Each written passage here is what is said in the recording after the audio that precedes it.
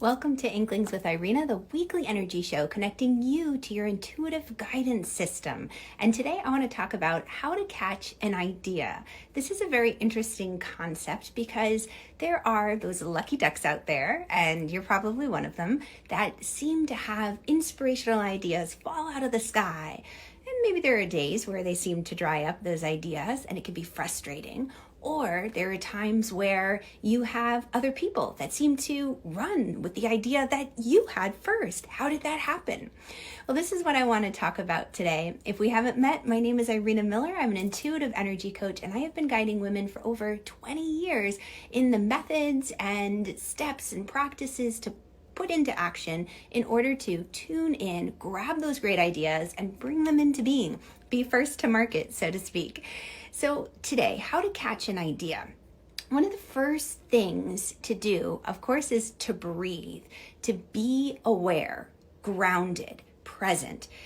What often happens is we'll have a flash, a little moment of inspiration, and we'll get caught up in the tumble of to-dos.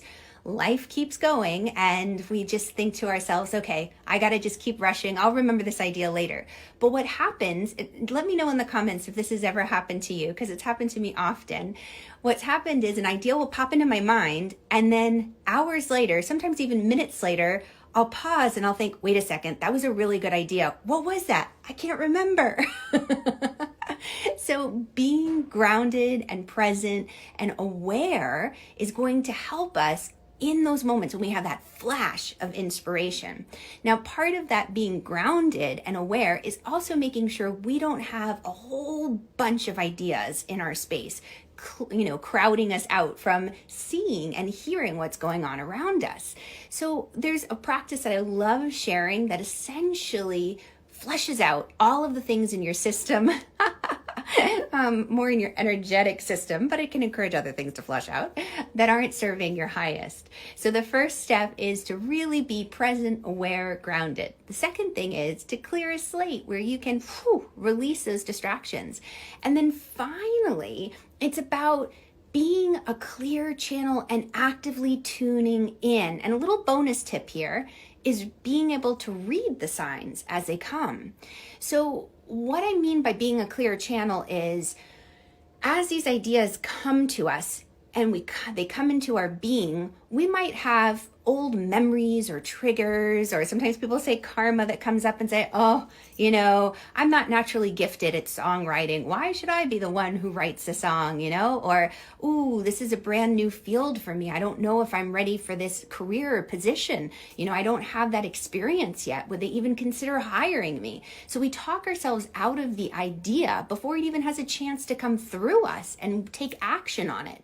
So that's what I mean by being a clear channel. So when you ground in your present, and you can imagine that just roots coming from your feet down into the earth, when you flush everything out of your system, you can imagine like flushing like a toilet, just flush down any of the distractions, other people's emotions, energies, whatever's not serving your highest.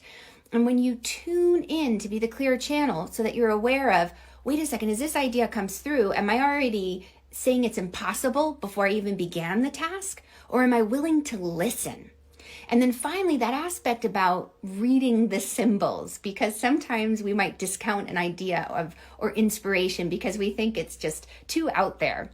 What I want to invite you to do is notice that there are ways that our angels, our guides, our friends in high places are talking to us every day to help us go after our heart's deepest desires. It's just a matter of being able to see and interpret the signs, because the language of intuition isn't in our native tongue. It's not often coming through in English for me, but often what it is it's like a game of charades. I was working with a client just the other day, and I saw like this rectangle being drawn around her head. And I thought, well, that's the weirdest thing. And I asked her, I said, do you feel like you're getting boxed in, like pigeonholed? Right? I have to interpret that symbol. What does this mean to me? Well, that means like you're getting boxed in or fenced in or stereotyped as an actor or actress. Like, oh, they're the comedian. They can never do a dramatic role. They're getting, pegged or stereotyped.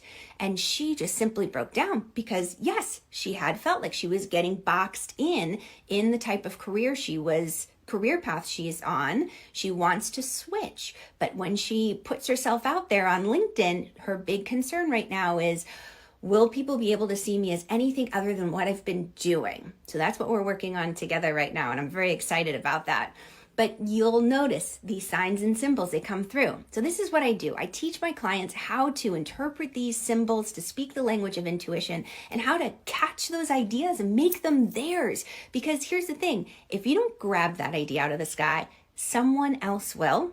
And then that's when you're like, wait a second, that was my idea. And the universe says, well, did you bring it into being because it really wanted to be born and you weren't quite ready yet? So we give it to the next person who was ready. Don't let that happen to you.